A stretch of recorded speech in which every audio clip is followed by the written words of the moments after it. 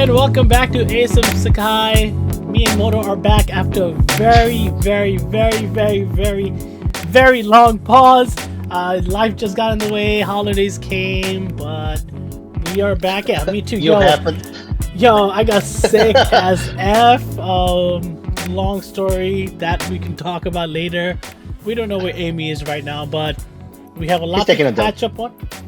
Probably. We have a lot to catch up on. A lot when we talk about One Piece, like manga chapters came out, even with the break. So I think we're gonna talk manga right now, and then as we go on, make more episodes about different topics. But so let's start with One Piece manga. Moto, do the honors of starting with the summarization. Just throwing a grenade. Nah, man. First thing we have to do is congrats for 1100. Yeah, that's yes. That's a congrats. That's a lot of chapters. Oda's been sick. Yeah. Well, that's the assumption. He didn't finish the last couple of chapters. We're obviously getting this fantastic backstory of Kuma. Ever since the fight, the reveal of Saturn, and then now the reveal of Kuma and the backstory, and Oda's tying things up. It's very AOT-esque in a sense that since the very beginning, it seems to be Kuma had a hand in what was happening throughout the Straw Hat, which might explain some of the things that we were questioning.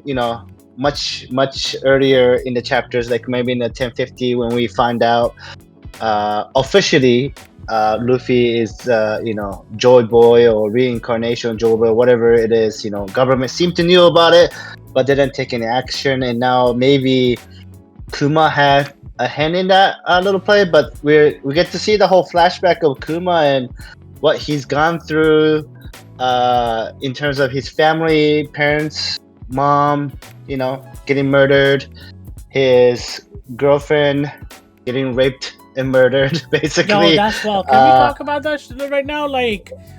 I think when we last left off is Ginny gets kidnapped. It was 10. Yeah, Ginny gets kidnapped. Well, she comes back, right? I think that's the last one we talked about, where 1098 basically. We find out Ginny was, let go, and she has the disease, the sapphire disease. Yeah. Well, Bonnie and Ginny both, I guess. And then we find out, Bonnie official age, and we find out who,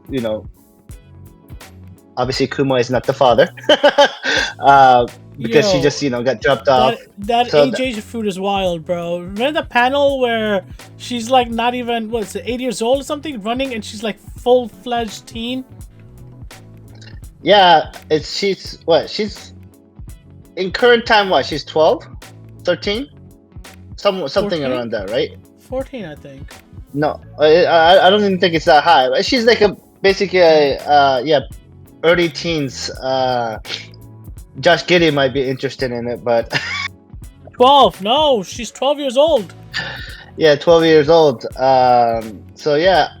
I mean, we start to Oda's making Kuma out to be this really fantastic human being,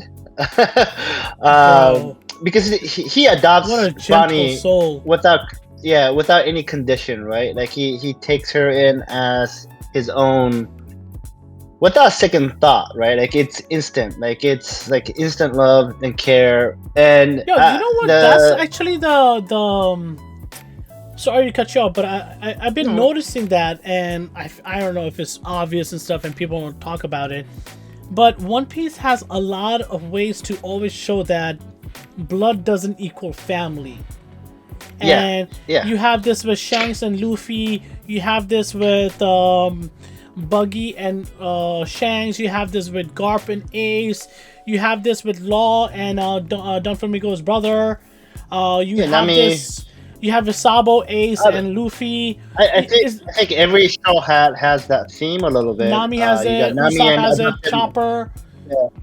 Yeah. Frankie also a little bit. Sanji has it. Zoro also had his rival So yes, I just like. Well, I mean, Zoro's parents, we have no idea who they are. He was being taken care of by dojo master, right? Like if you look at every Straw Hat, I don't think any of them were raised by their actual blood parent, right? If I could be completely wrong, but I do not think a single one was raised by actually Luffy. Maybe Luffy a little bit, maybe. No, because I guess Garp will be the only one, but Garp is 2 generations, not one generation. He's still family. Right? He's still family. Yeah, he's the only blood-related one, right? Everybody else actually had a adopted parent that was very, good parent, right? Like and yeah, like you said, there's a theme of family isn't just blood; it's how you treat and take care of each other, kind of theme. Yeah, and Kuma is probably almost the best version of that. Like there's reason to hate, potentially, right? Like being a celestial dragon, a group that has tortured, and it's a child of a celestial dragon, so. He has even more reason to not fully adopt and love it, but like you can see clearly how much he cares, but and I think is the beauty of one. To him, Ginny is the most important person because they were liberated together. She also cheered him on to get the paw fruit, basically, which resulted into this. She was his #1 supporter in everything. So he's basically seeing it as this is her child. What has a child done? And the child has already been abandoned. And this was her last wish. So I think it's a trend of how One Piece is and how the world of One Piece comes. Is like you don't need to be family, and the way Kuma, you don't need to be blood related. You don't need to be blood related. And the way Kuma went about, it makes his character to be the Hodor of this world, basically. No, he's better than Hodor, right?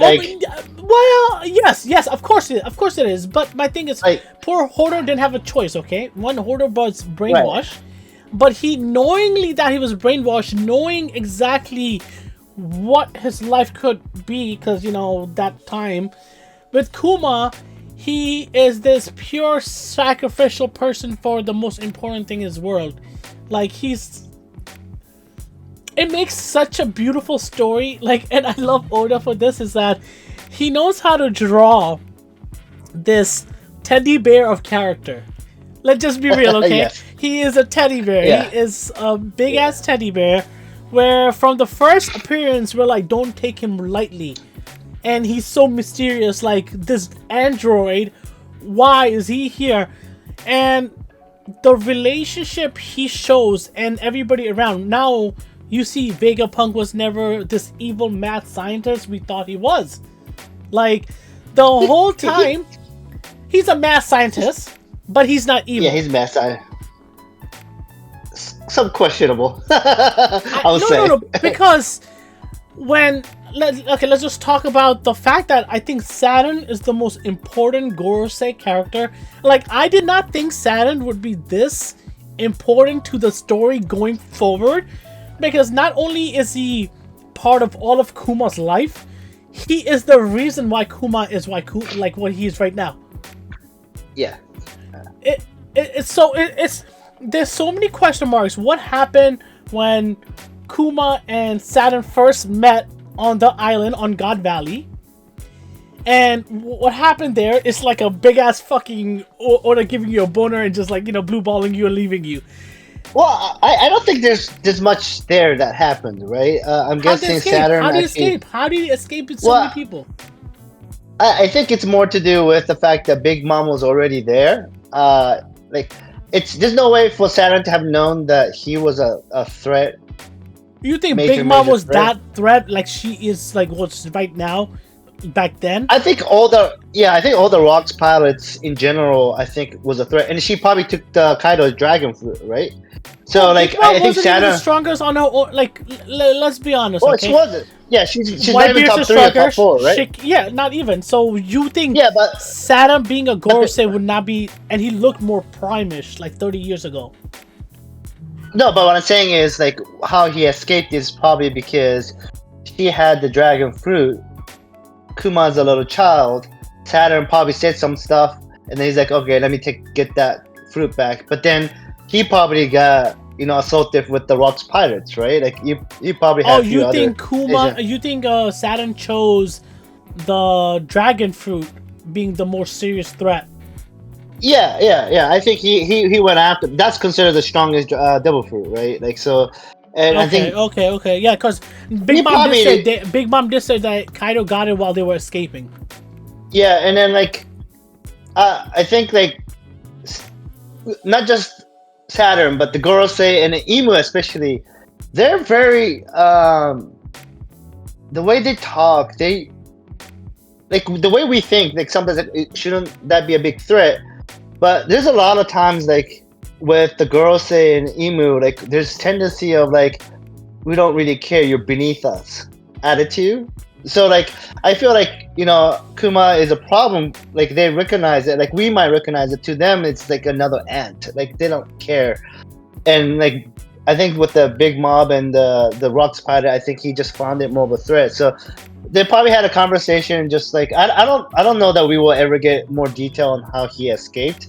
I think that part is not done. What I think we will get more detail of is what actually happens in God's Valley between not Shanks, but the Gold Roger, Rocks, and Saturn, right? Like the tri-power. I think we will get a conclusion of that, and we now know that 2 of those members are together right now in Gloriosa and Dark Ready, right? They're together. They were there, so they should be able to tell the full story to Luffy and whatever when they meet up. So, but like I think the Kuma like storyline it's so fascinating because he took it to heart and that's a good like the positive side of the story is like he took his dad's story of the Nika and he's like passing it on. Like he has passed it on, and it's beautiful to see. And I'm so curious how it all gonna get tied into the Egghead Islands arc, as well as the last tease in the panel where he's at Luffy's Fuchsia village, right? Like so that's so a few things. Let's talk in the middle. I think I want to talk about that towards the end because that's the big question mark now. Yeah. One, I definitely did not think Saturn would be such a pivotal Gorosei for the story. Completely. I thought I legit, and I think you too, but more me slightly. I took Gorosei to be very weak. That completely is the opposite. I was always on the strong bird.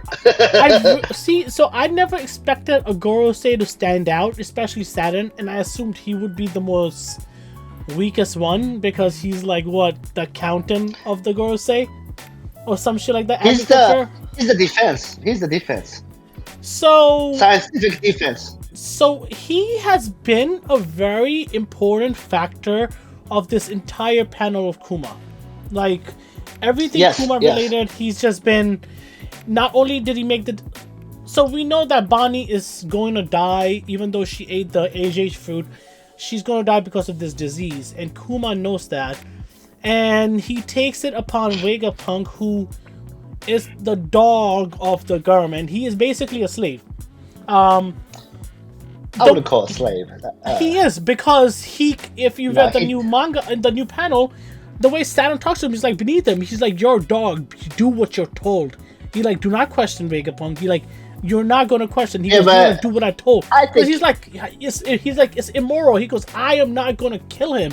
He goes, that's not what I'm gonna do. Why are you gonna get rid of him? And he's like, you have no choice. I mean, he still does what he wants to do, right? I wouldn't go so far to say he's a slave. because his opinion does get voiced and used throughout the. The whole Egghead Island is like his own research and development, right? Like I'm just saying, like Oda, I think he made a pretty clear distinction between slave, which we've seen, right? We've seen slaves in the show. Okay, you're right. You're right. Okay, yeah, he's not a slave, but he's a pet. Yeah, he's a pet, but he's such a smart pet that he does do. Yo, his head is massive, bro. His head is massive. Yo, did you? That's all the information. So here's the crazy thing. Oda is doing this. Oda is either like knowingly trolling all of us because he knows that everybody's gonna talk about. But Vegapunk, when he started the whole the cyborg, android processes, he says 5 of him. Yeah, that's 6. Next. Yeah, who's the 6th one then? Like. Well, that's the thing. Like he's trolling us. He knows people are gonna talk about it. Like he's intentional. Like, and somebody did I need to start writing down who said these things. So somebody did a really good breakdown. What he needs help for. He talks about he needs 5 and he breaks it out. And only one that was really missing was Shaka, the guy that's wearing the helmet. Well, I like how he set this up over here. I liked how Sentomaru was met. I like the little relationship. In the dance panel they had, Kizaru was dancing too. Yo, I was He's betrayed. Like, he's betrayed. He's gotta betray, right? He's gonna turn. He's gonna turn. This he's gonna turn. He has to, like, Sentomaru will return. Okay, yo, it's wild. It's like legit. And it's wild. If he doesn't turn, Oda's so good. He introduced Saturn with Luffy down and Kizaru there, and the whole story of Kuma is Saturn and Kizaru. It's fuck. Yo, so what would you do if Kizaru doesn't turn? Like, would he become one of the most hated character in One Piece? No, that's still gonna be Akainu. Really? I don't know, bro. If you're like, what's Luffy's comment? Kizaru hasn't done anything to warrant being a bad guy. Maybe he's an admiral, and I'm saying, like, if he doesn't turn after this to protect the guy. But the ice dude, the ice dude is working for Blackbeard. He's more of a fucked up than Kizaru to me right now. Yeah, but Icebeard, Aokiji isn't like. What I'm saying, and it goes back. I'm using I'm trying to use the quote. What Rufy said: "If you had a meal with me, you're no longer my enemy." Right? That's kind of the quote he had said it in the past, right? Like, okay. If you eat with me, like, you're a friend now. Like it's part of like this process. Like that's the important thing about Luffy. Like But he's attacking Garp.